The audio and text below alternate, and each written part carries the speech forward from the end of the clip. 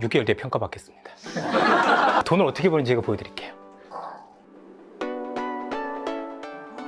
주도 산업이 뭔지 알고 모르고 자기가 이런 경쟁력을 만드는 거예요.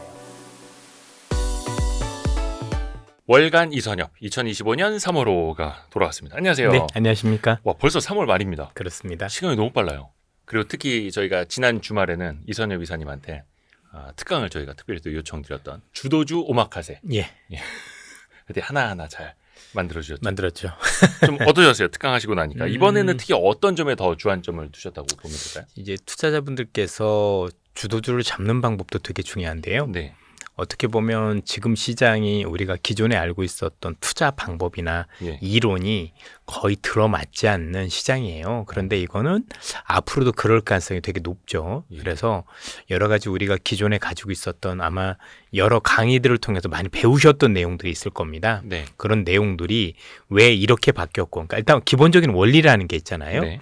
그 사람들이, 그러니까 그분들이 아니라 이전에 있었던 투자 대가들이 이런 이론이나 이런 방법을 통해서 뭐 경기 침체도 잡아내고 아니면 주식시장의 어떤 뭐 사계 뭐 이런 것도 있는데 네. 그런 것들이 이런 원리로 형성이 됐는데 지금은 이렇게 달라져서 그거를 이전에 그대로 이렇게 반영을 시키면 오판하기 쉽습니다. 그래서 현실에 맞게끔 좀 많이 조율을 해드렸고요. 그리고 뭐 최근에 있었던 여러 가지 뭐 트럼프의 정책이나 이런 어떤 정책들이 시장에 어떻게 영향을 미치는지를 가지고 네. 사실은 투자 아이디어를 많이 볼 수 있게끔 이렇게 해줬던 것 같습니다. 그래서 그 중에도 몇 가지 이제 섹터라든지 또 해외에 대해서도 또 말씀을 같이 해주셨고요. 그거는 저희가 이제 온라인 강의를 다시 보실 수 있도록 또 준비를 하고 있거든요. 네. 그래서 고정 댓글 밑에 보시면은 이선엽 주도주 오마카세. 특히 이거는 저희가 분기별로 하는 거기 때문에 아예 연간으로도 신청하실 수 있다라는 거 아직 늦지 않으셨습니다. 고생 많으셨습니다. 아유, 별 말씀. 네네네. 좋았습니다. 그냥. 요거 하나 좀 제가 예, 감사합니다. 예. 저희 와이즈 부스터 하나 또 사실 이선엽 이사님은 그 몸에 부스터를 달고 다니시는 분이기 때문에 입으로 바로 넣으시면 됩니다. 저는 사실 하루 중에 이 시간만 기다립니다. 이거 원래 아침에 먹으면 더 좋은데 그렇죠. 전 녹화할 때 먹으려고 아끼고 있거든요. 예. 감사합니다. 아우, 너무 좋습니다. 힘내시죠. 힘내시죠. 힘이 다시 나네요. 두뇌, 예. 눈, 활력까지 한 번에 와이즈 부스터입니다. 자, 가장 큰 이슈. 몇 차례 이제 강조를 좀 해주시기는 했습니다만 네. 방산주부터 왜냐면 뭐 한화도 그렇고 이슈가 너무 많아가지고 일단 독일 의회에서 예산을 또 엄청나게 늘리기로 했고 네. 거기에다가 방산 예산 같은 경우에는 부채 한도에도 넣지 않는다. 굉장히 좀 파격적인 거잖아요. 맞습니다. 근데 이게 독일 증시에서는 특정 산업들 좀 환호를 하긴 했습니다만 과연 이게 우리 방산주에는 또 어떤 영향을 미칠 것인가를 같이 봐야 하지 않습니까? 우선 글로벌 방산 측면에서도 볼 필요가 있고요. 유럽 같은 경우는 방산에 대해서 이번에 이제 특히 폰데어 라이언이라는 네. 그죠 이제 의장도 얘기를 하셨지만 일단 우선이 유럽 거를 먼저 쓰는 걸로 그래서 유럽에서 나온 부품을 60% 이상을 우선 구매하는 걸로 일단 방침을 세웠다라고 보시면 될 것 같아요. 네. 문제는 뭐냐면 유럽이 현재 그런 정책을 쓴다라고 해도 향후 5년 정도는 유럽 자체적으로 사실은 무기를 갖추기가 체계를 갖추기가 어려운 상황은 확실해 보입니다. 그러면 이제 제일 중요한 게 그들 국가들 중에서 5년을 기다릴 수 있는 국가도 있을 것이고 5년을 기다리기 어려운 국가도 있을 거라고 생각을 해요. 네. 왜냐하면 최근에 유럽이 갑자기 방산을 크게 키우겠다라는 의미 안에는 우리가 봤던 러시아의 침략 자체가 일단은 지금 돌아가는 모양새가 러시아가 이기는 모양새로 끝나는 형식으로 가고 있잖아요. 그렇게 하더라고요. 그렇게 되면 침략을 당했던 입장에서는 굉장히 당혹스럽거든요. 네. 우리가 통상적으로 이런 경우가 되게 드문 케이스인데 이전에는 항상 전쟁을 하고 나면 전쟁을 일으켰던 곳이 되게 패전으로 연결되는 예를 들어서 뭐 1차 대전 때도 독일이 패전한다든가 아니면 2차 대전 때도 뭐 독일이나 일본이 패전한다든가 네. 그렇게 되면 승전국들 입장에서는 그동안 있었던 어떤 방위 산업과 관련된 공급 이런 게 그동안 너무 많았었으니까 그걸 이제 구조조정하면서 방산주들이 오히려 빠지는 모습들을 그래프를 보니까 많이 있더라고요. 2차 대전 끝나고 나서도 방산 기업들 주가 많이 빠졌을까 하더라고요. 예, 저는 이제 그 데이터를 우연히 얻어서 다 가지고 예. 있는데요. 그때부터 있었던 방산주들 주가 보니까 그때뿐만이 아니라 뭔가 전쟁이 뭔가 유의미하게 끝나고 나면 전체적으로 방산 관련 기업들의 주가가 많이 빠졌는데 공통점들은 역시 이긴 국가 입장에서 내가 이겼으니까 굳이 더 이상 이걸 유지할 필요가 없다라고 생각했던 건데 그렇죠. 이번엔 반대인 것 같아요. 일단 일으킨 사람이 이긴 결론이 나고 현재 조금 뭔가 약간 패전이라고 보면 그렇지만 우크라이나 입장에서는 사실 뺏긴 거잖아요. 네, 그렇죠. 그런데 이 우크라이나가 유럽과 관련돼서 나토 그다음에 러시아와 관련 완충지대였는데 야 이런 식이면 나중에 우크라이나가 재침공할 수도 있다라는 생각이 유럽에서는 되게 많이 들고 있고요. 러시아가 제친 예. 특히 이제 유럽은 우리가 좀 정서적으로 이해를 해야 되는 게 유럽은 한 3, 40년마다 커다란 세계 전쟁이 계속해서 일어났던 대륙이에요. 1차 대전, 2차 대전, 그 이전에 보불 전쟁부터 시작해서 또 우리가 세계사를 배우다 보면 유럽은 전쟁이 굉장히 많았던 그렇죠? 세계사 배우면 뭐 로마 시대부터 시작해서 계속 이런 갈등이 있어 왔었기 때문에 거기에 대한 어떤 전쟁에 대한 불안감들이 우리가 생각하는 것보다 훨씬 크다라고 보여지는데 문제는 이번에 우크라이나 전쟁이 있고 나서도 사실 유럽에 있는 많은 그 어떤 방위산업 관련 기업들이 생각보다 많은 공급을 확충을 하지 못했어요. 실제로는 공급이 많지 않았다. 없죠. 별로 뭐 공급이 별로 없었죠. 왜냐면 거의 미국이 무기를 많이 지원해줬기 때문에 지원해준다라고 해도 별로 없었던 게 그래서 대부분 우크라이나가 가지고 있었던 무기는 미국이 지원해주고 유럽이 지원해준 것도 있지만 유럽이 가지고 있는 무기들 중에서 구형 또는 우크라이나가 가지고 있는 무기가 옛날에 구소련제 무기를 많이 가지고 있다 보니까 그거가 호환이 되는 잘 아시는 그 예전에 동유럽이라고 불리는 국가들 이런 국가들 같은 경우는 예전에 소련 것들 여전히 가지고 있거든요.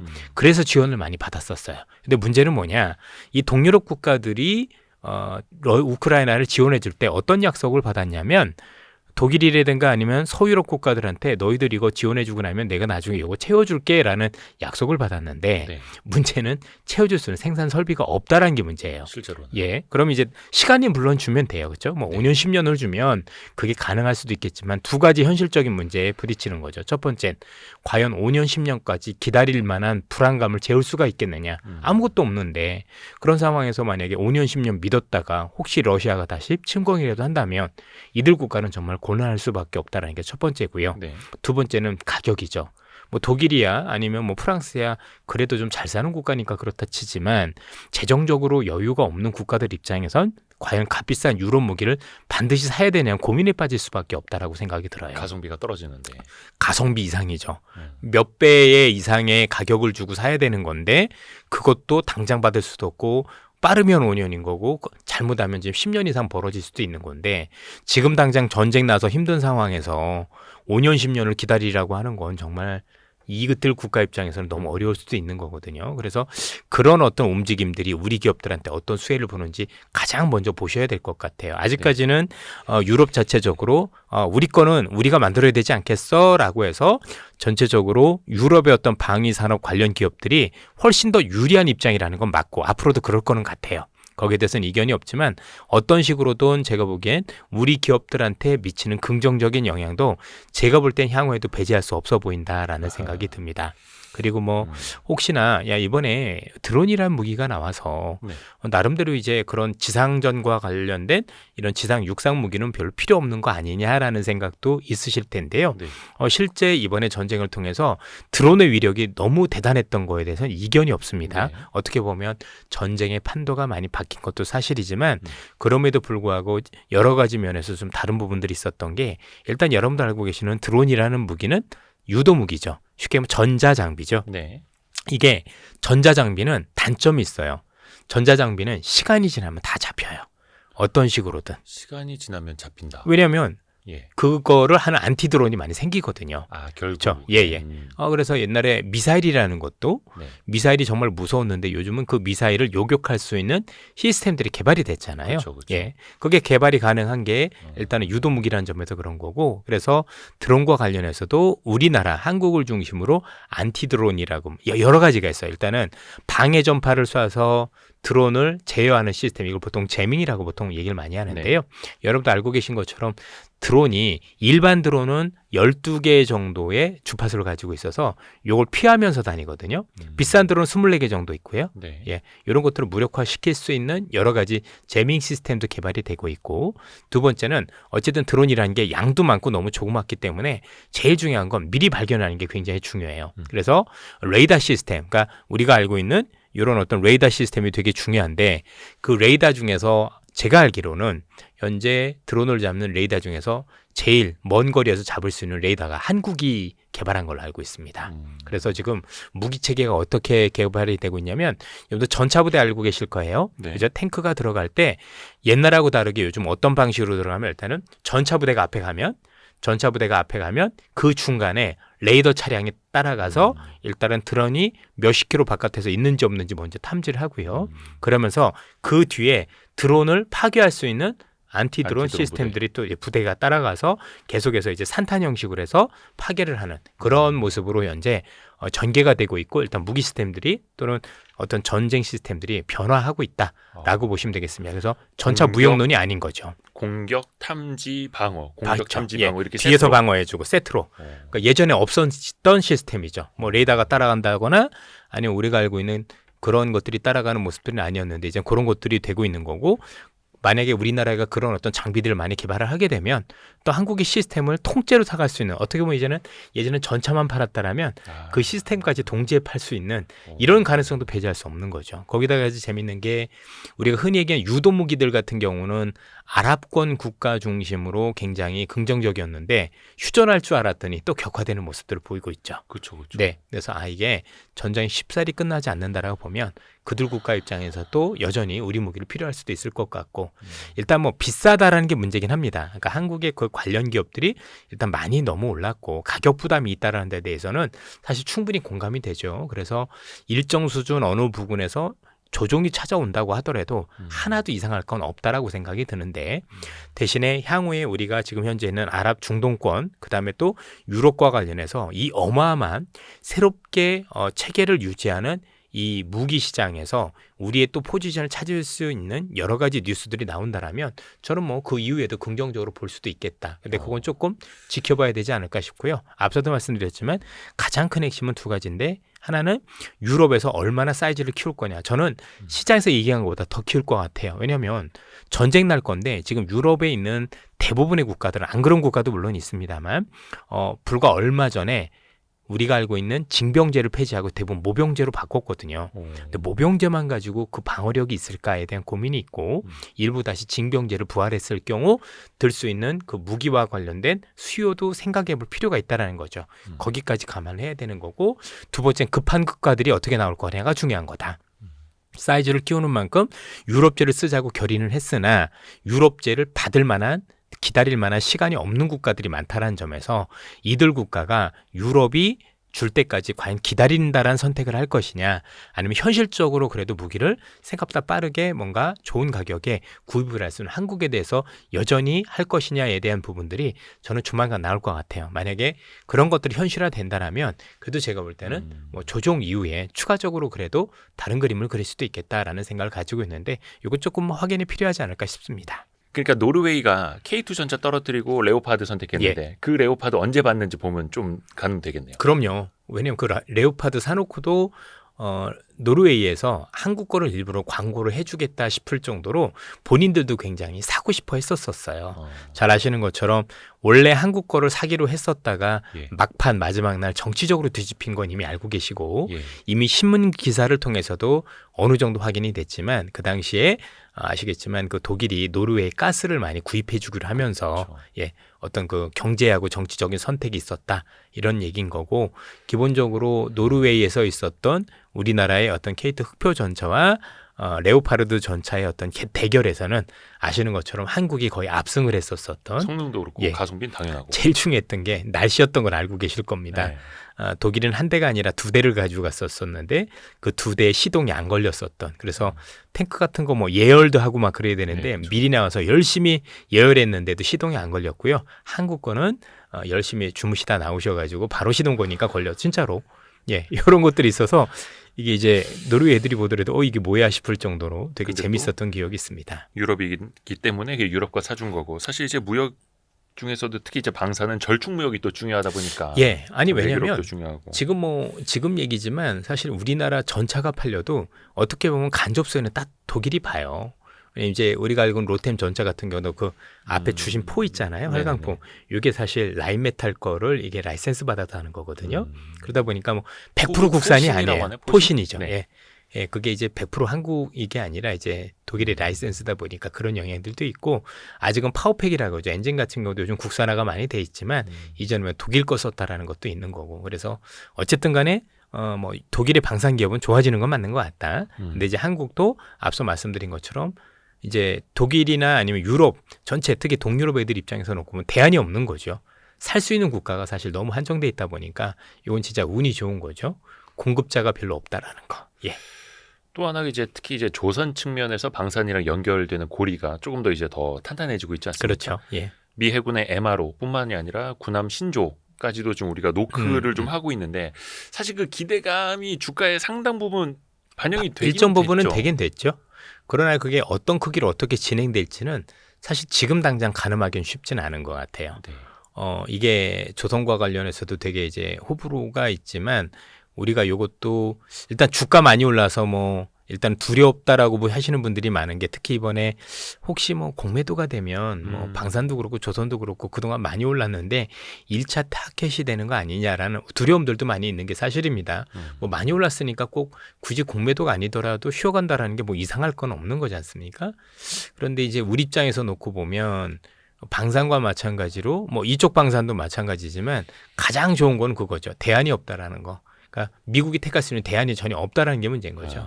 뭐 조선하면 한국하고 중국밖에 없는 건데 사실 일단 중국을 배제시키고 나니까 오죽했으면 그 협박쟁이 트럼프가 네네. 한국한테 조선 하나만은 와가지고 협력하자라고 얘기를 할 정도겠어요. 그렇죠? 그런 어떤 기류를 봐야 되는 거고 지금 아직까지는 뭔가 유의미하게 조선과 관련해서 뭐 선박에 대한 수주라든가 이런 것들이 당장은 안 나와서 우리 입장에서는 추가적으로 밸류에이션을 더 높게 주는 거에 대한 불안감들이 있지만 만약에 이런 게 약간의 시간이 지나서 어떤 식으로든 수주가 나오기 시작을 하고 그런 여러분도 아시겠지만 군함 같은 경우는 굉장히 고부가 가치 배거든요. 그렇죠? 그렇게 해가지고 만약에 이익률이 올라갈 수 있다라면 역시 조선도 우리가 만약 여기서 다 끝났다라고만 얘기할 건 아닌 것 같다. 그래도 조금 더 지켜보면서 그런 여부를 좀 확인해 볼 필요는 있다. 그렇게 오랜 시간이 걸릴 것 같지는 않습니다. 다만 이게 트럼프는 또 뭐 이거 가지고 그냥 한국에만 일감 몰아주는 게 아니라 뭔가 또 딜을 하고 하려고 할 텐데 특히 이제 과연 이익이 날 것이냐. 괜히 또 특히 미 군함 만드는 거는 거기에서 또 원하는 옵션 같은 거 들어주다 보면은 또 시간이 공기라고도 할 수 있는 기간이 네. 되게 또 늘어질 수 있다 이런 우려들이 또 일각에서 나오더라고요. 그럴 수도 있는데 그건 안 해봤으니까 지금 모르는 거죠. 예. 예. 특히 우리나라는 납기를 잘 지키는 거로 유명한데 다만 이제 이전에 그 석유화학 플랜트 할 때는 납기를 못 지켜서 모 조선이 그랬죠. 이제 엎어지는 그런 경우들도 있었는데 뭐 군함 만드는 기술은 우리가 이미 있으니까 그렇죠. 충분히 만들어 봤고 지금도 만들고 있고 그리고 그것과 관련해서 이익이 없이 하기는 쉽지는 않을 것 같아요. 예. 그래도 어느 정도 이득을 보장해 줘야 기업들이 나서지 뭐 그냥 별로 이득도 없는데 일감만 많이 준다. 제가 볼 때는 못할 거려 그렇게 생각을 하면 왜냐면 지금 일감이 쌓여 있고요. 일감이 뭐 아시겠지만 도크가 전부 다 찼고 그 말고도 뭐 LNG선이라든가 여러 가지 수주가 들어오는데 굳이 뭐 내가 돈도 안 되는 거 아무리 미국이 만들어 달란다고 한두 척은 모르겠지만 그렇게 만들어줄 이유가 없죠. 기업은 이유 국가인데 뭐 우리가 나라에 있는 현재 어떤 이 기업들이 뭐 국영 기업도 아닌 거고 그럴 필요도 없죠. 근데 미 군함 자체를 이제 한국 도크에서 만들라고 할 것 같지는 않고요. 또 트럼프 입장에서 그럴 수도 있죠. 미국에서 만들어라. 미국인들 고용을 해서. 그럼 조금 더 이제 골치 아파지지 않겠습니까? 그런 건 뭐 방법을 찾지 않을까라는 생각이 들고요. 중요한 건 만약에 미국의 군함을 우리가 수출하면 미국만 수출을 할까요? 미국과 관련된 여러 국가들도 사실은 배를 만들 때 군함을 만들 때 우리한테 맡길 수도 있는 그럴 가능성도 있는 거죠. 그러니까 단순히 미국 걸 한다라는 게 중요한 게 아니라 미국 걸 함으로써 얻는 엄청난 그 광고 효과라는 게 있는 거잖아요. 그죠? 우리가 미국 배도 만드는데 그럼요. 이렇게. 전 세계 최강인 배는 미국 건데 그걸 우리가 만들었어요. 해군은 누가 뭐래도 지금 미국이 세계 최강이잖아요. 네. 그렇죠? 뭐 우리가 알고 있는 항공모함부터 에어크래프트부터 시작을 해서 뭐 오하이오고 뭐 핵잠수함까지 어마어마한데 이걸 우리가 건조를 한다. 이건 또 다른 차원인 거죠. 그러면 한국의 어떤 조선에 대한 어떤 실력이나 이런 것들의 레벨업은 사실은 단순히 이 밸류업을 배를 만들었고 그래서 어느 정도 수익할까 이 정도는 줘야 돼를 넘어설 수도 있는 밸류가 나올 수도 있는 거죠. 그러니까 이게 한 번도 가보지 않은 길을 가지고 이전에 있었던 단순한 잣대만 가지고 이 아하. 기업들이 과연 주가 끝났다라고 얘기할 수 있느냐에 대해서는 저는 되게 고민이 많아요. 그래서 사실 뭐 제 방송 보신 분도 있겠지만 여의도에서도 이것과 관련해서 되게 논란이 많습니다. 그렇죠. 예, 일부 하우스들은 너무 비싸지 않느냐. 그래서 내려와라는 분들도 계시고 네네. 뭐 충분히 그분들의 의견에 저도 뭐 공감은 합니다. 왜냐하면 저도 싸다라는 생각은 안 들고 저분들이 비싸다고 얘기하는 게 저도 충분히 고개가 끄덕여져서 저렇게 생각할 수도 있겠네라는 생각이 들지만 또 반면 다르게 생각을 하면 이게 단순한 상선에 대한 수주를 넘어선 것들인데 네. 과연 그런 것들 거기다가 현재 그 배를 건조해 줄 수 있는 게 혹시 공급이 많다라면 제가 볼 때는 그런 논리가 맞을 수도 있겠지만 사실 공급이라고 하는 건 우리밖에 없는데 대안도 없는데 이런 상황에서 과연 우리가 여기서 밸류를 그 당시에 밸류하고 뭔가 비교해서 하는 게 맞는지에 대한 고민이 여전히 있다. 그렇게 말씀을 드리고 싶습니다. 가보지 않은 길. 네. 그 중에서 이제 한화 에어로스페이스의 대규모 증자 예. 발표가 지난주에 있었죠. 3조 6천억 원이 단일 기업으로는 증시에서 사상 최대 규모 뭐 그럴 증자라고 수 합니다. 있죠. 예. 물론 이제 회사 측엔 또 여러 가지로 설명을 하고는 있습니다만 뭐 M&A에 쓴다. 그게 뭐 호주 조선업체, 미군은 이제 군함을 만들 수 있는 조선업체 지분을 인수하는 데 쓴다. 뭐 이런 이제 비전도 있기는 합니다만 근데 일단은 첫날 10몇 % 급락을 했다가 예. 오늘 저희가 3월 24일 월요일 그 장마감 이후에 찍고 있는데 한 또 7, 8%또 반등을 했어요. 올랐죠. 많이 빠지지도 않았고 10몇 프로 빠졌다가 이 정도 올랐으니까 증자 규모치고는 사실 큰 조정이 없었다라고 보는 게 맞겠죠. 이거 어떻게 해석을 해야 될까요? 그러게요. 저희들도 사실 되게 난해합니다. 왜냐하면 이제 기업이 큰 결정을 내렸을 때 그 결정에 대해서 저희들이 존중해야 되는 입장이라서 뭐 언론을 통해서 또는 분석들은 뭐 아쉬운 점도 있다. 뭐 여러 가지들 얘기들이 있는 거지만 분명한 건 어쨌든 그 돈을 확보함으로써 볼 수 있는 어떤 그 여러 가지 그죠 규모의 경제를 할 수 있는 부분과 관련해서는 뭐 점수를 나쁘게 줄 필요는 없는 거잖아요. 네. 다만 좀 주식 숫자가 좀 늘어난다든가 이로 인해서 밸류에이션 부담이 좀 생긴 거에 대해서는 고민이 있는 거죠. 그러니까 증자를 한 만큼 우리가 밸류에이션을 더 올릴 수 있는 거를 하느냐 여부가 중요한 것 같은데 외국계들 중심으로 많이 사는 거 보면 외국계들은 그래도 조금 더 점수를 주긴 주는 것 같아요. 뭐 앞서 말씀 주셨던 뭐 이 증자와 관련해서 오르냐 그르냐 아니면 이런 방법을 꼭 택했어야 되느냐 그건 뭐 저희들이 방송에서 할 수 있는 얘기는 아닌 것 같고요. 예. 이것도 어떻게 보면은 또 시장을 얼마나 설득하는지 그 비전을 보여주는지 아쉽긴 결국은- 했죠. 아쉽긴 했죠. 왜냐면 이제 요즘 뭐 밸류업이 대세인데 자꾸 증자가 나오니까 많이 아쉽긴 했죠, 확실히. 그렇죠. 주식 수를 이제 줄여야 할 때 어찌 됐든 간에 또 이 회사는 돈을 그럼- 많이 벌고 있는 회사를 아쉬웠던 거죠. 그러니까 여러 가지 면에서 시장이 아쉬워하는 거는 굳이 저렇게 돈을 많이 벌고 있는데 이만큼 하는 게 맞느냐라는 얘기도 있는 거고 그렇죠. 두 번째는 회사 차례든가 여러 방법도 있는데 굳이 유상증자라는 방법을 했었냐에 대한 고민들도 있는 건데 뭐 그건 뭐 제가 꼭 옳다고 그러다 저도 잘 모르겠더라고요. 예. 뭐 신문에 제가 따라서 갈 수도 없는 거고 그냥 이제 우리는 주가가 오를 거냐 내릴 거냐 그것만 보면 될 것 같습니다. 반도체 이슈 좀 여쭤볼까요? 네. 최근에 6만전자 넘어서 삼성전자에 대해서 외국인들의 매수세가 또 공격적으로 들어옵니다. 네. 어떤 이유라고 봐야 됩니까? 우선 이 말씀부터 드려야 될 것 같아요. 예. 이젠 반도체 기업을 볼 때 예. 반도체가 미국에서 올랐으니까 우리도 오를 거다. 반도체가 미국에서 내렸으니까 우리도 내릴 거다. 라는 게 이제 통용이 잘 안 되는 것 같아요. 그러니까 지난주에 마이크론이 좀 많이 네, 빠졌었는데. 맞습니다. 근데 우리 건 별로 안 빠졌잖아요. 그렇죠. 그러니까 삼성전자, 하이닉스, 마이크론 테크놀로지가 각각 다른 움직임을 보일 가능성도 생기는 그런 시장에 왔습니다. 이걸 좀 구체적으로 설명을 드리면 예. 일단은 삼성전자는 HBM 쪽에서 뭔가 유의미한 성과는 별로 없죠. 네. 그래서 만약에 마이크론이나 하이닉스가 향후에 HBM 이슈로 조금 주가가 조정을 받는다면 그로 인해서 삼성이 조정을 받을 가능성은 별로 없어 보입니다. 없었던 그렇죠? 거니까. 예. HBM 은. 뭐 업적이 없는데 이런 네. 거고 두 번째는 또 마이크론하고 하이닉스하고도 차별점이 있는 게 둘 간의 경쟁에서 HBM과 관련해서는 하이닉스가 수율이 훨씬 더 좋습니다. 예. 쉽게 얘기하면 마이크론보다 훨씬 더 잘 만든다는 얘기죠. 분량이 덜하고. 그러면 향후에 마이크론이 혹시 실적과 관련해서 영업이익률이 우린 좀 떨어져요. 그래서 그 이유가 HBM을 만들긴 하는데 여기에 대한 수율이 이 정도밖에 안 됩니다라고 얘기를 하면 그걸로 인해서 떨어지는 주가가 하이닉스에 전염될 가능성은 또 없는 거죠.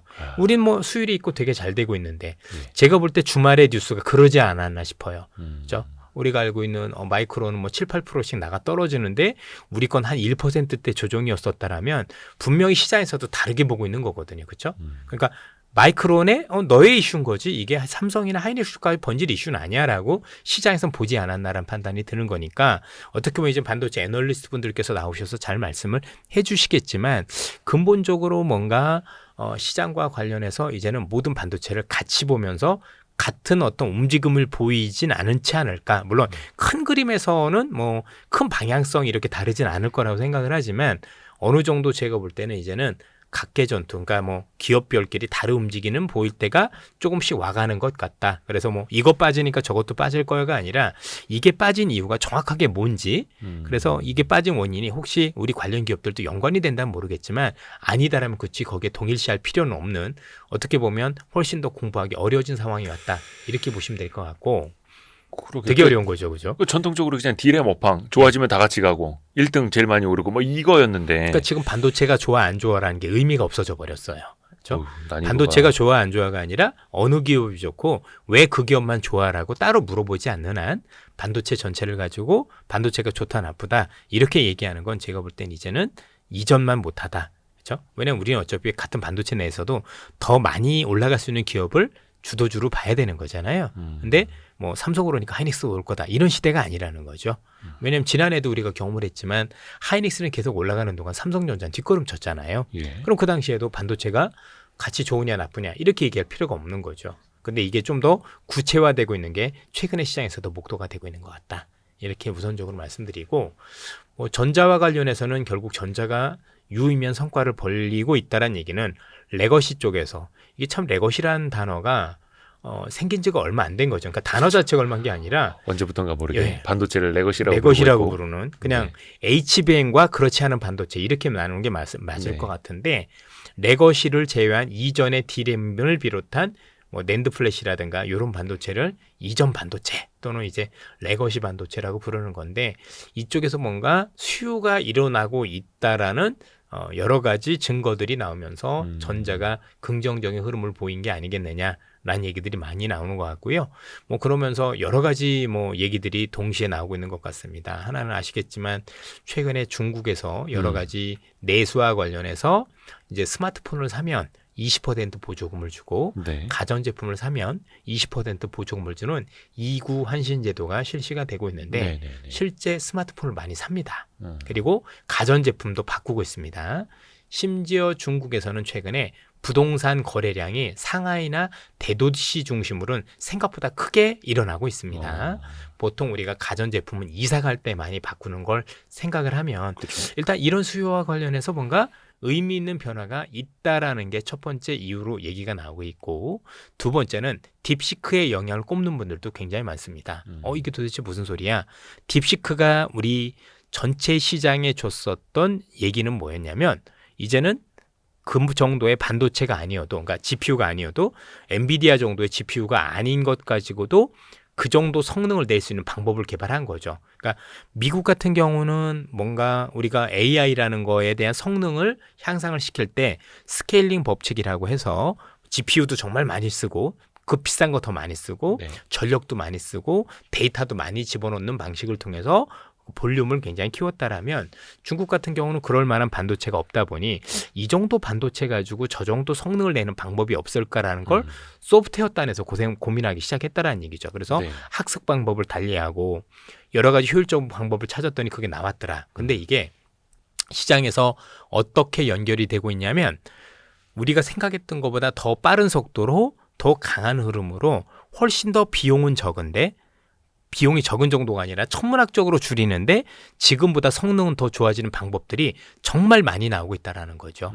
자, 그렇게 되면 이게 시장에서 어떤 함의로 있느냐? 지난 겨울까지는 지난해 연말까지는 우리가 보통 AI 하면 딱 이런 개념이었었어요. 빅테크라는 건 아니 AI라는 건 전 세계에서 빅테크 7개 기업 정도 빼놓고는 할 수 없는 거야 라고 해서 왜 우리가 기술이 없어서가 아니라 우린 저 정도 돈이 없기 때문에 쉽지 않아 라는 게 일반적인 생각이었고 그리고 그로 인해서 우리는 전부 다 야 미국 주식만 사야지 이랬던 건데 네. 그거 이후로 나도 할 수 있는데 라는 얘기들이 많이 나오기 시작을 한 거예요. 그렇죠? 그러니까 그래서 얼마 전에 우리 LG에서도 엑사원이라고 불리는 정말 좋은 어떤 AI를 개발을 했지만 이 AI 개발하고 나서 여러분들 내용들을 자세히 보시면 LG가 있다니까 사람들이 잘 안 보시더라고요. 그죠? 왜냐면 이제 LG가 못해서가 아니라 야, 한국이 할 수 있어. 아직도 이런 생각이신데 네네네. 뒤집어 보니까 두 가지가 대단하더란 얘기죠. 하나는 매개 변수라고 보통 얘기하죠. 네. 매개 변수가 적으면 적을수록 훨씬 더 비용이 덜 들어갔다는 얘기인 건데 예. 우리나라의 엑사원이라는 이 AI 모델이 딥시크 대비해서 매개 변수가 95%가 줄여진 거예요. 그러니까 5%만 가지고 했는 건데도 딥시크보다 더 좋은 성능을 낸 거예요. 그러면 바꿔 얘기하면 이런 거죠. 와, 이 정도 비용을 들여서 오히려 딥시크를 앞질렀다고? 딥시크 나온 지가 얼마 되지도 않았는데. 그러면 지금 딥시크 나온 지 얼마 안 돼서 LG도 이 정도 했으면 중국에 있는 수많은 기업들 아니면 중국에 또는 미국에 있는 수많은 기업들은 그 방법을 아는 거잖아요. 그죠? 그렇죠. 와, 이거보다 내가 조금 더 비용을 훨씬 더 줄이고도 더 좋은 걸 만들 수 있겠는데 왜 딥시크가 오픈 소스로 내놓으면서 또는 다른 기업들도 이걸 오픈하면서 내가 이렇게 만들었어. 이렇게 효율한 거 하면서 누구나 그거를 갖다가 효율할 수 있는 방법들을 알게 된 거예요. 그러면 막말로 우리 시스템말로 어떤 거냐면 이제는 AI는 미국 7개 회사만의 전유물이 아니라 우리도 다 할 수 있는 거로 바뀌어가는 거예요. 그러면 AI와 관련된 모델을 만들 수 있는 물론 이제 엄청나니 그저 파운데이션 모델은 여전히 쉽지 않지만 뭐 스몰 모델이나 이런 것들은 충분히 너도 나도 만들 수 있는 거잖아요. 네. 그러면 이분들이 이렇게 만들기 시작을 하면 당연히 기존에 있던 레거시 반도체에 대한 수요는 크게 늘어날 수밖에 없습니다. 왜냐하면 이들이 구축했던 여러 가지 방식 중에서 GPU 중에서 그러니까 뭐 그래픽 카드 같은 경우도 우리가 알고 있는 엔비디아 H100 이런 게 아니라 요즘 최근에 그 엔비디아에서 나온 뭐 RTX 5090이라든가 이런 고성능 어떤 그런 것들 여기에다가 정말 디램 중에서도 고사양 디램 있죠. 네. 이런 것들 몇 개를 연결해서 컴퓨터 몇 개를 연결했더니 서버가 완성되더라는 얘기예요. 그리고 이걸 가지고 했더니 와 이게 스몰 모델 정도는 이 정도만 가지고도 충분히 된다라고 보면 생각보다 많은 개발자들이 제가 볼 땐 달려들어서 사실 AI에 뛰어들었을 가능성이 높고 이렇게 시장이 커졌을 경우 우리가 생각했던 것보다 반도체에 대한 수요가 늘어날 가능성도 있는 거 아니냐 이런 것들이 시장에서 반영이 되는 거 아니냐란 얘기들도 있는 것 같습니다. 그리고 만약에 이게 사실이라면 의외로 이 관련 기업들에 대해서 우리가 가지고 있었던 편견을 버려야 될 수도 있는 시장이 오고 있는 게 아닌가라고 조심스럽게 현재 판단을 하고 있습니다. AI 서비스 기업이 많아질수록 반도체에 대한 또 수요는 또 많아질 그렇죠. 수 있고. 이게 뭐 확대되는 게 중요한 거지 뭐 7개 기업만 하면 뻔하잖아요. 그렇죠? 네. 그래서 지난해 같은 경우 7개 기업만 하고 HBM만 사대니까 사실 삼성전자는 그렇죠. 못 움직였던 건데 네. 이제는 기존에 있었던 레거시 반도체에 대한 수요가 되게 좋아지는 거고 물론 그 또 다른 뭐 이유 중에 하나가 요즘 삼성전자가 또 확실히 절치부심하는 것도 맞는 것 같아요. 조금 변하고 있는 게 보이는 것 같아요. 나름대로 뭐 회장님께서도 뭐 여러 가지 얘기를 그죠? 야 이게 우리 이렇게 만들고 정신 차리자는 얘기도 해주시는 것 같고 그 예. 사직생 이야기를 좀 반도체 좀 불태우면서 하셨어야 되는데. 뭐 불태우는 것까지는 할 필요는 그 산에 없는데 이렇게 공지글로 올리시면은. 근데 그분이 제가 볼 땐 굉장히 점잖으신 분인데 점잖은 분이 그런 정도 얘기했다라는 건 일단 사람의 성격상 되게 강한 어조였다라고 저는 생각이 들었어요. 그렇죠? 그러니까 현재 기업을 움직이고 있는 여러 경영진들에 대해서 정신 차리지 않으면 안 된다라는 강한 메시지를 주신 게 아닌가. 이전보다 그 톤이 굉장히 강해졌다라는 거에 대해서 우리는 나쁘게 볼 필요는 없다 이런 생각이 워딩만 듭니다. 보더라도. 네. 근데 이게 뭐 삼성전자 오르고 반도체 오르는 것까지는 좋은데 반도체가 오르니까 바이오를 비롯해서 다른 섹터의 수급이 망가집니다. 어쩔 수 없죠. 아이고 이거 왜 그러는 겁니까? 그러니까 물론 이제 바이오도 개별 기업의 이슈가 좀 있기는 있었습니다만 그냥 삼성전자 오르니까 수급이 마치 또 블랙홀 빨려 들어가듯이 간 측면이 있지 않습니까? 시장에 돈이 너무 없습니다.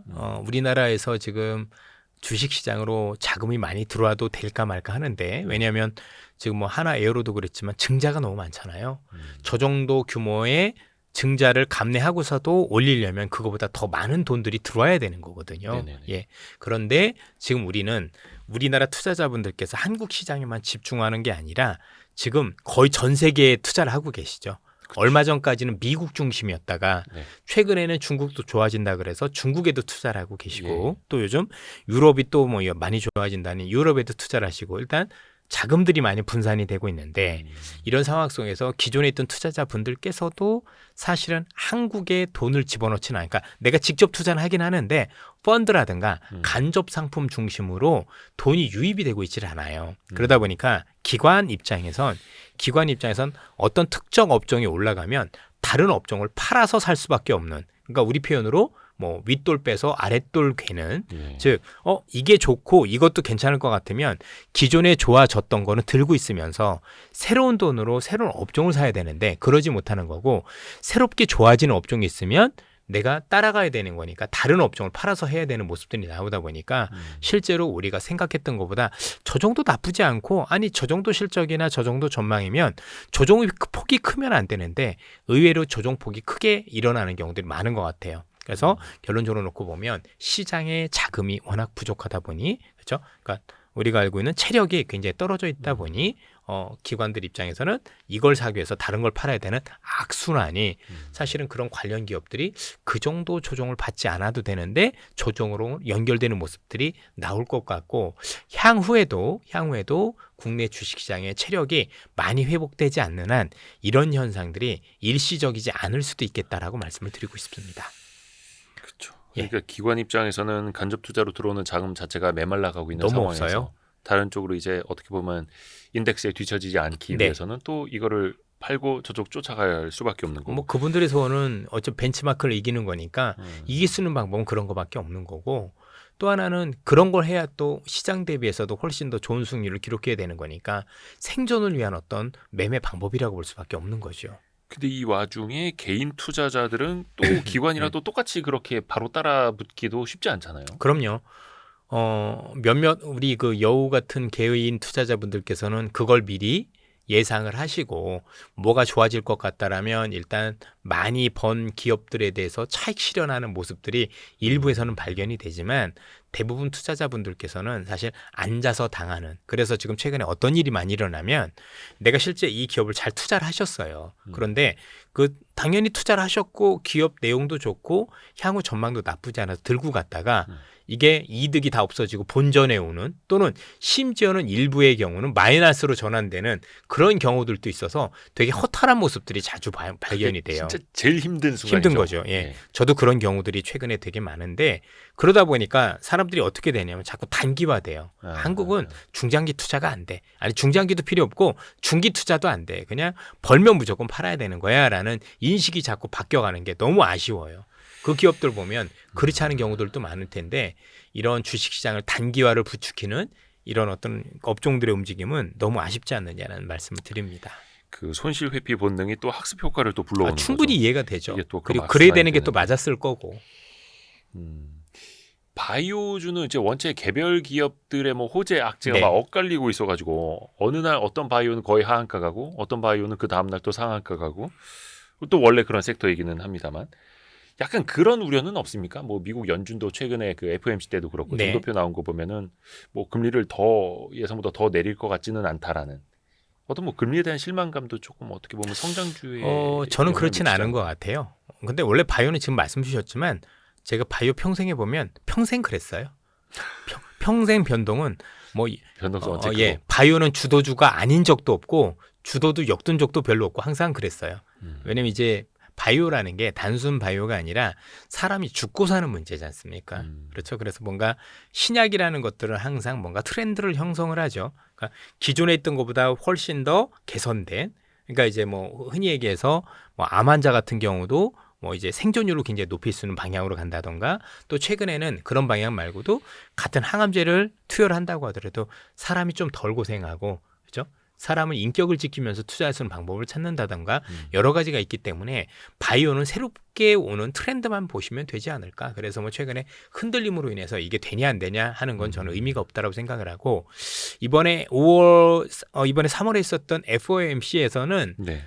금리를 내릴 의지를 저는 분명히 했다라고 생각을 해요. 시장에서 생각하는 건 어떻게 생각했는지는 모르겠는데 여러 가지 내용들 그러니까 파월 의장에 썼던 여러 가지 발언들을 종합을 해보면 저는 이렇게 들렸습니다. 제 생각이 틀릴 수도 있는데 첫 번째는 여러분들 보셨다시피 3월 FOMC 여러 가지 성명서라든가 아니면 향후 경기 전망을 통해서 미국의 경기는 2%대에서 1%대로 성장이 줄어들 것이다라고 이미 전망을 내놨죠. 네. 그 얘기는 경제가 지금보다 조금 부진해질 수 있겠어라는 얘기입니다.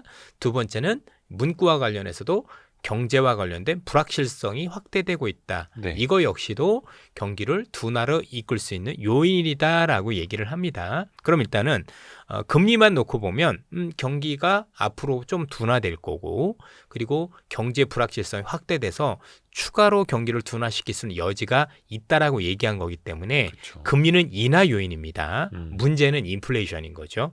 자, 금리를 내릴 수 있는 요건이긴 한데 역시 꺼림직한 건 최근에 트럼프와 관련된 관세 정책에 대한 불확실성이 여전히 남아있다 보니 네. 이와 관련한 얘기를 한 게 굉장히 중요한 건데 파월 의장은 현재 트럼프와 관련된 관세 정책이 인플레이션에 미치는 영향을 단기적 영향이라고 얘기를 하고 있습니다. 그러니까 연준의 생각은 뭐 관세 정책 알아. 그런데 이거 단기적일 거야. 다만 확인이 필요해. 확인이 필요해라는 얘기를 했고요. 바꿔 얘기하면 현재 연준은 인플레와 관련된 불확실성이 단기적으로 물가를 올리는 정도라고 보는 건데 정말 연준의 생각대로 이 인플레와 관련된 부정적 영향이 단기적이네라는 판단이 지표로 확인이 되면 네. 금리를 내리겠다는 얘기를 해준 거예요. 그래서 종합해보면 이렇습니다. 경기는 둔화되고 있고 정책적 불확실성이 커지고 있어.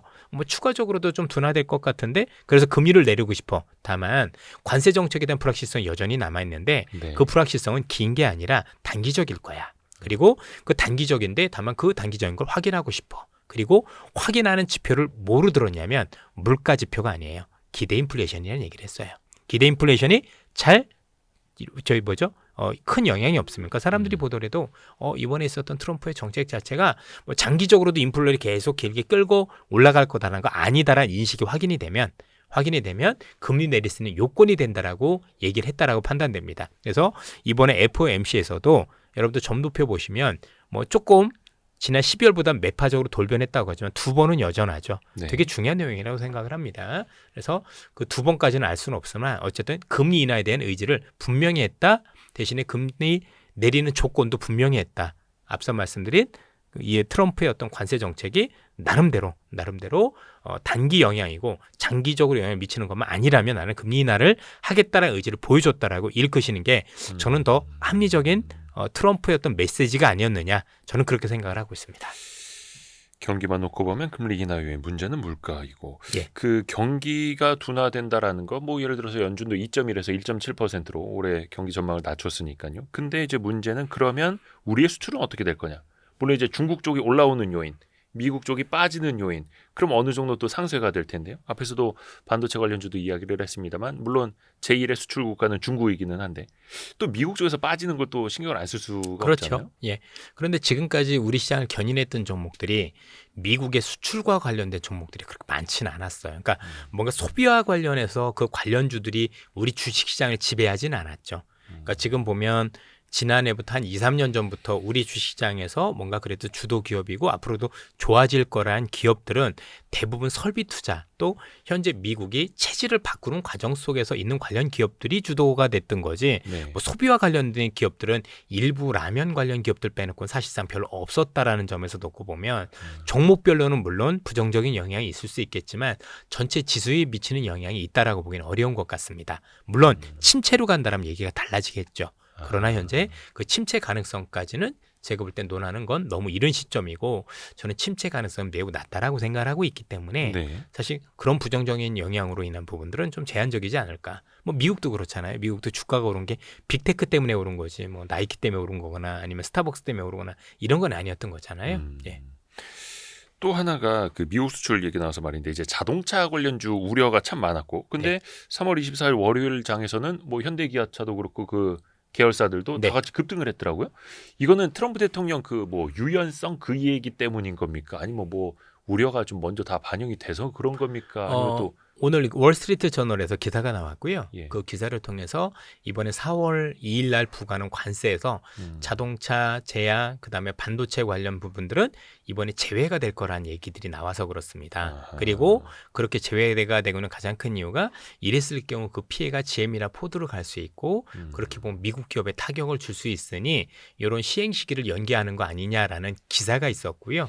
결국 그렇게 되면 4월 2일부터 자동차가 혹시 많이 관세 때문에 힘들어지지 않을 거란 우려가 완화가 된 거죠. 물론 이게 정부의 발표는 아니기 때문에 향후에 그렇게 될지 안 될지 알 수는 없습니다만 나름대로 그렇게 움직인다라고 하면 부정적 영향은 제한된다 이렇게 판단을 해야 되겠죠. 그래서 그동안 실적이 좋음에도 불구하고 그러니까 실적 대비해서 주가가 못 움직였었던 악재가 조금 해소가 되어갈 수 있는 또는 완화가 되어갈 수 있는 뭐 어떤 분기점이 됐다라는 게 일단은 중요한 것 같아요. 물론 4월 1일 확인이 필요합니다. 딱 일주일 앞두고 그런 뉴스가 네. 또 나와가지고.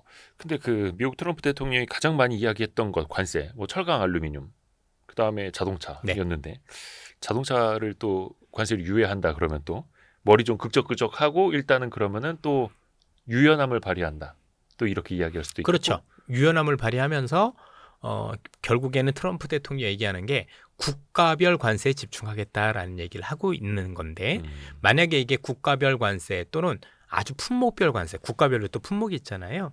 이런 식으로 들어가면 우리가 생각했던 것보다는 전체 시장에 관세에 미치는 부정적 영향이 제한되게 됩니다. 이게 아주 많은 품목과 관련해서 또는 국가에 정말 많은 관세를 부과하면 문제가 되지만 네. 국가별로 국가별로 부과하겠다는 의미 안에는 어떤 얘기가 들어가 있는 거냐면 각 국가들 중에서 미국과 선협상을 했고 그다음에 미국과 관련해서 뭔가 무역 수지와 관련해서 개선될 수 있는 여러 방안을 들고 온 국가들은 내가 관세를 면제해 주거나 또는 다른 국가들에 비해서 훨씬 더 부과의 폭을 낮출 수 있다는 의지를 보여준 건데요. 이렇게 되면 어떤 현상들이 시장에서 일어나면 그 품목별로 아니면 국가별로 다른 움직임들이 보이면 일단은 우리가 생각했던 만큼 물가 상승 효과는 제한이 되는 게 첫 번째고요. 네. 두 번째는 협상이 되게 빨라집니다. 왜냐하면 이 관세 협상에서 제일 무서운 건 이간질입니다. 예컨대 한국, 일본, 중국, 멕시코, 카나다 똑같이 25% 맞는다. 어렵죠. 그러나 버틸만 해요. 나만 맞는 거 아니거든요. 그렇죠. 그럼 우리 입장에선 수출 경쟁력이 훼손된다라고 보기는 어려워요. 뭐 그렇죠. 또 다 비슷한 거니까. 그쵸. 근데 그게 아니라 나랑 같이 경쟁하는 일본은 자동차 관련해서 관세가 없는데 한국만 있다. 이런 문제가 되죠. 그렇죠. 그러면 우리가 어떻게 해야 될까요?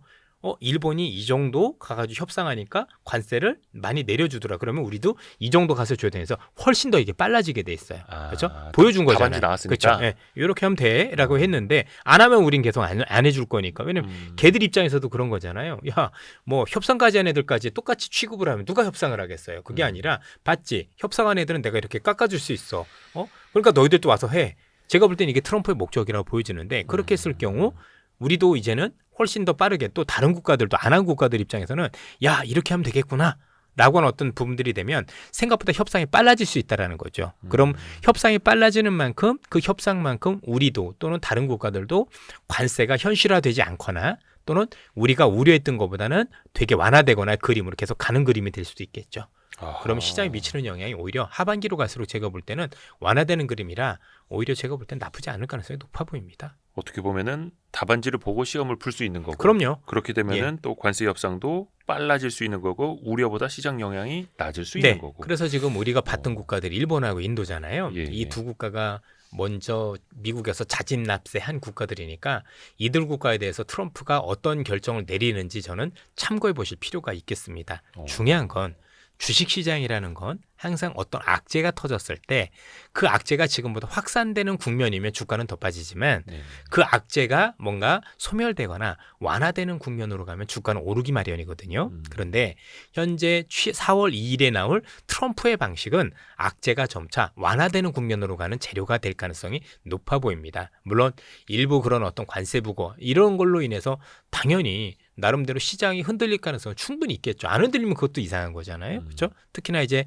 4월 시장을 놓고 보면 미국 시장이 약간 변동성 가능성이 높은 게 4월에는 세금 납부의 달입니다. 미국에서. 그래서 생각보다 많은 펀드들이 자금들이 주식을 팔아서 세금을 내는 일들이 많이 벌어질 수 있거든요. 개인들도 마찬가지고 그렇게 보면 그에 따른 어떤 변동성은 있겠지만 그 변동성이 추세를 결정하지는 않을 수 있겠다. 참고로 여러분들 이번에 연준이 아마 이번에 보셨겠지만 QT라고 불리는 즉 양적 긴축과 관련해서 매달 미국 시장에 250억 달러의 만기가 돌아오는 채권을 아시겠지만 내다 팔았거든요. 네. 그런데 이번에 그거를 50억 달러, 즉 200억 달러 어치는 팔지 않기로 했죠. 이게 장기적인 추세는 아니지만 그게 왜 그러냐면 앞서 말씀드렸었던 세금 영향이 있는 거예요. 그래서 이번 달은 세금을 내는 달이니 만약에 세금으로 인해서 시장 유동성이 굉장히 축소가 될 텐데 축소되는 상황에서 만약에 연준마저도 이렇게 물건을 들이부으면 탈이 날 수 있겠다라고 생각을 한 거고요. 그래서 이렇게 해서 내가 물량을 줄이면 시장 부족한 유동성만큼 내가 매물을 줄였으니 그 부정적 영향을 최소화하겠다 의미를 담았다 이렇게 보셔도 되겠습니다. 사실 QT의 양적 긴축의 속도 조절을 한다라는 거는 거의 한 벌써 언제입니까? 한 3년여 예. 전으로 시계를 돌리면 QE의 테이퍼링을 한다라는 거는 거의 네. 180도 완전 다른 네. 그거잖아요. 근데 QE 테이퍼링 한다고 할 때는 막 시장이 다 놀라 자빠졌었는데 QT 속도 조절을 한다고 했을 때는 왜 이렇게 호재로 안 받아들이지? 왜냐면 일시적이라 그런 거죠. 일시적이어서. 이게 앞으로도 줄일 겁니다라는 호재일 텐데 예. 세금 때문에 이번만 그런 거지 다음번에도 그럴지는 모릅니다라고 얘기를 했기 때문인 겁니다. 아, 예. 그래서 그래서 이게 MBS는 여전히 하는 거고 국채만 줄이기로 한 거죠. 아하. MBS는 주택 저당 채권입니다. 그렇죠. 예. 예. 주택 담보 대출을 바탕으로 해서 해서 유동화한 증권. 예, 맞습니다. 금융이 이렇게 어렵습니다, 여러분. 또 하나 좀 여쭤보고 싶은 게 앞에서도 AI 이야기했고 요즘 뭐 어디 가도 AI 빠지지는 않습니다만 이 AI랑 로봇은 진짜 거대한 흐름인데 과연 우리가 제대로 AI와 로봇을 대한 투자를 좀 찾을 수 있는 게 있을까? 물론 이제 AI 측면에서 우리는 뭐 HBM이라든지 이런 쪽이 있습니다만 로봇 쪽에서는 특히 너무 안 보이는 것 같아가지고 레인보우 로보틱스 이런 것도 있구나 참 한데 예. 좀 어떻게 잘 봐야 안 됩니까? 보이죠. 예. 그러니까 한 가지는 확실하죠. 로봇이 생각보다 발전 속도가 엄청 빠르구나. 그렇죠. 예, 중국이나 미국의 움직임 보면 어마어마하게 빠르구나. 그래서 뛰고 덤블링하고 예, 난리 났는데 이게 단순히 주식시장 측면뿐만이 아니라 뭔가 글로벌의 산업의 흐름을 바꿀 수 있다라는 거에 대해서는 이견이 없는데 투자할 만한 기업을 마땅히 이겁니다라고 찾아보라면 쉽지 않은 거죠. 예. 그래서 저는 대부분 관련해서는 조금 더 미국이든 한국이든 특정 종목에 대한 투자라기보다는 그래도 관련한 ETF가 조금 더 유리할 수도 있겠다라는 생각을 가지고 있습니다. 왜냐하면 사실 이 기업들 중에서는 진짜도 있겠지만 한국에서는 사실 어떻게 보면 그 관련 기업들 중에서 실제 우리가 하는 기대와 못 미치는 기업들도 많이 있는 게 사실이거든요. 그러니까 문의는 로봇인데 진짜 그와 관련돼서 뭔가 정말 제대로 된 수혜를 받는 기업이냐라고 얘기하면 저조차도 모르겠습니다라고 말씀을 드려야 되는 건데 움직이기는 움직인단 말이에요. 네. 그러면 전체 로봇에 대한 시장을 놓고 여러분들이 판단하시는 게 맞지 않을까. 물론 오늘 뭐 말씀드렸던 여러 가지 종목과 업종과 관련해서는 매수 매도의 추천은 아니고요. 제 개인적인 회사와는 생각이 다를 수도 있는 점 한번 말씀을 드리고요. 예. 예. 어쨌든 그렇지 않을까라는 생각이 듭니다. 왜냐하면 많은 기업들 이제 제가 탐방도 가보고 또는 최근에 저희 회사에서도 뭐 그 관련 기업들이 IR도 하고 해서 들어보면 네네네.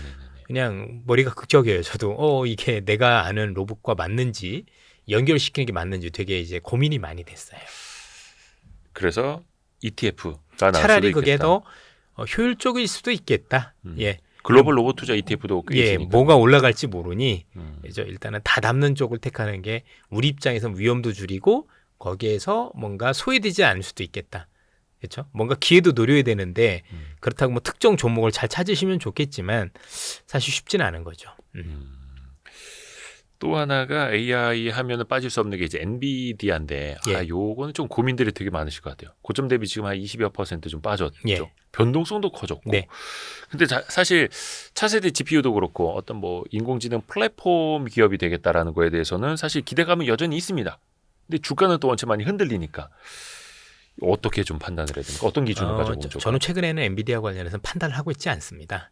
예. 굳이 뭐 이 기업까지 볼 필요가 없고 예. 어쨌든 간에 그러니까 좋다 나쁘다의 개념이 아니라 이제 뭐 엔비디아는 이제 투자와 관련된 기업이었는데 제가 이제 엔비디아와 관련해서 보고 싶은 거는 이 기업이 단순히 GPU만 만드는 기업이 아니라 뭔가 우리가 AI와 관련해서 그 여러 가지 학습시킬 수 있는 플랫폼 역할도 한다라고 하는데 네. 뭐 그게 실제화되는지 보고 싶은 건 있는데 너무 이제 AI와 관련해서 엔비디아를 보기엔 어려운 것 같아서 일단은 투자 대상에서는 일단은 고민이 좀 많이 돼서 잘 모르겠다 이렇게 하고 지금은 그냥 판단도 뭐 사지도 팔지도 못하는 그런 어떤 모습을 가지고 있다 정도로 음. 보시면 될 것 같습니다. 사실 뭐 일전에도 요 비슷한 질문 드렸을 때도 예, 예. 비슷한 답변 해주셨던 예. 걸로 기억을 왜냐면 하고. 전잘 모르면 일단 제가 먼저 투자하지는 않습니다. 예. 테슬라도 좀 살짝 한번 좀 여쭤볼게요. 이게 예. 사실 테슬라가 지난 11월 직후 이제 미국 대선 끝나자마자 2배 갔다가 지금 다시 이제 반토막 나고. 예. 그러니까 어떻게 보면 미국 대선 직전 수준 주가까지 회귀를 예. 했습니다. 그러면 물론 이제 일론 머스크에 대해서 여러 가지 노이즈도 있고 뭐 불매운동도 있고 막 여러 가지 설은 있습니다만 또 상대적으로 주가가 이렇게 많이 또 떨어졌으면 누군가한테 또 기회가 될 수도 그렇죠. 있겠고 네. 이건 또 어떻게 판단을 해야 됩니까? 역시 이거 역시도 판단이 쉽지는 않은데 예. 장점과 단점을 그냥 보시면 되죠. 테슬라가 주가가 많이 빠질 때의 공통점은 전기차가 안 팔릴 때입니다.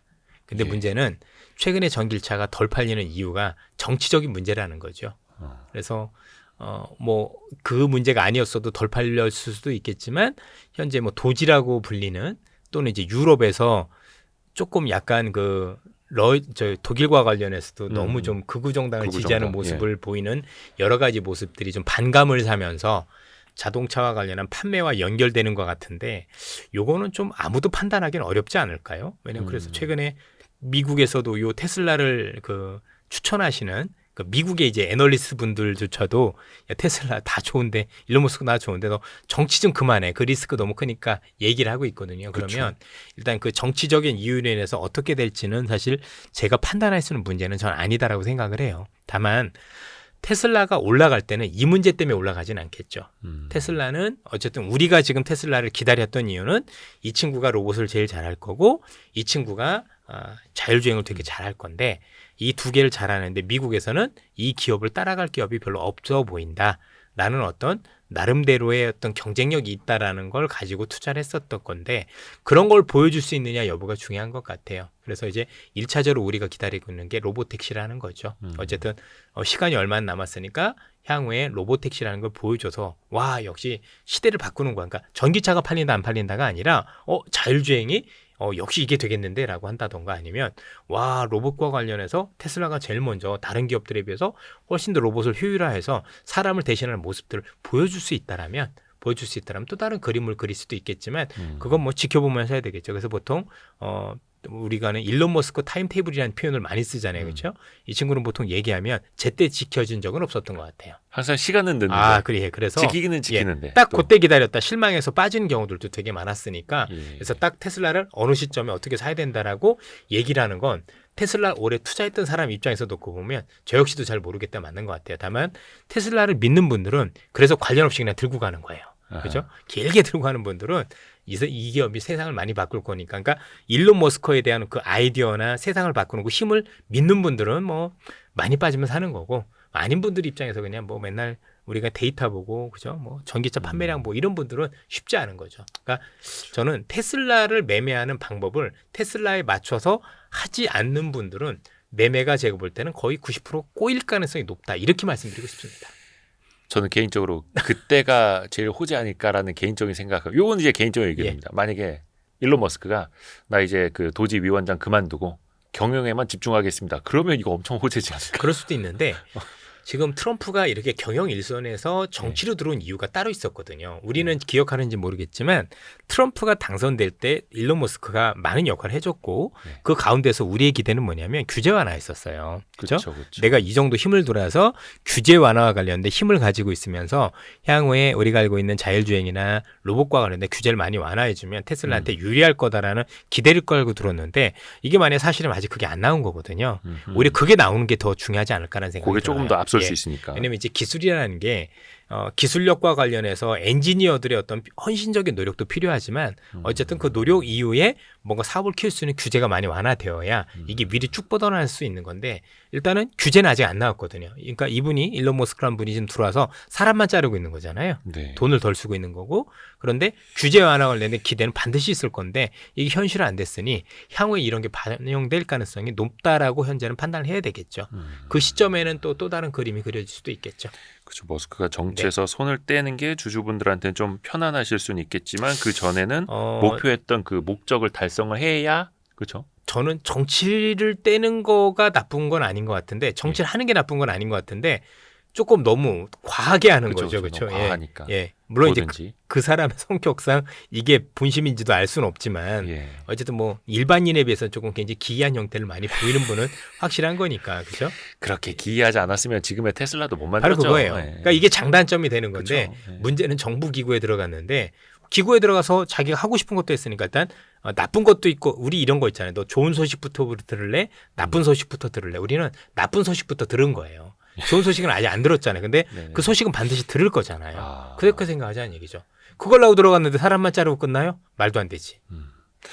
또 하나 고민 드는 지점이 그 중국차의 어떤 기술적인 고도 발달, 예. 이 속도잖아요. 그러니까 얼마 전에도 BYD가 뭐 5분 만에 뭐 몇백 킬로 갈 수 있는 그 충전 네. 시스템을 이제 공개했다라고 하니까 공교롭게도 테슬라 주가가 빠진다라든지 아니면 이제 중국에서 테슬라가 FSD를 이제 뭐 전면 개방한다 혹은 무료로 한다 하니까 또 테슬라 주가가 빠진다라든지 이런 것들이 좀 반복되고 있는데 물론 이제 듣기에 따라서 어떤 구독자분들은 야 아무리 그래도 테슬라랑 중국차랑 비교를 하냐 되게 이제 싫어하시는 분들도 계시겠습니다만 어찌됐든 간에 주가에 영향을 미치잖아요. 그럼요. 어떻게 봐야 됩니까? 두 가지 함의가 있겠죠. 첫 네. 번째는 와 중국이 이 정도까지 올라왔구나가 첫 번째일 거예요. 음. 그죠? 두 번째는 그래도 중국권 미국이 못 들어간다가 두 번째죠. 못 들어간다. 아이고 들어갈 수가 없죠.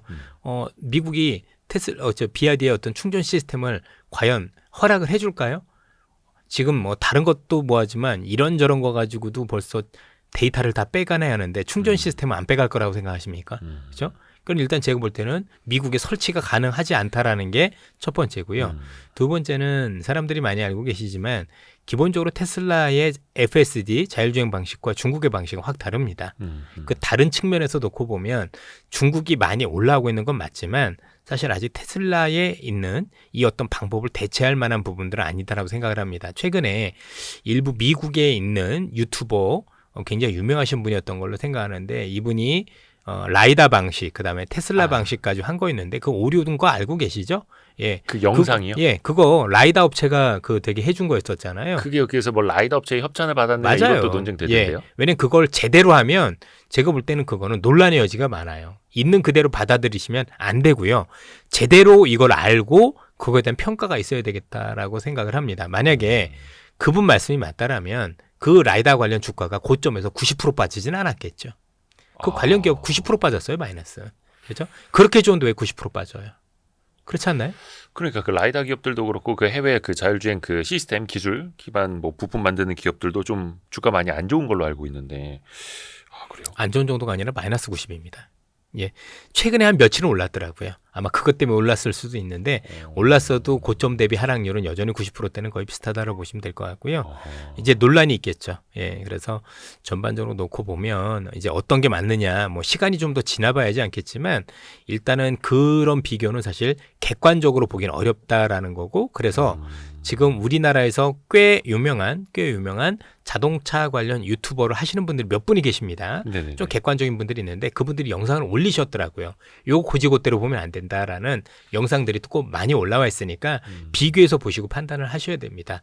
정확하게 테슬라가 어떤 방식으로 하는지 그분들의 방식이 어떤 방식인 건지 그게 과연 대체 가능한 건지 이런 고민들이 전 있어야 된다고 생각을 해요.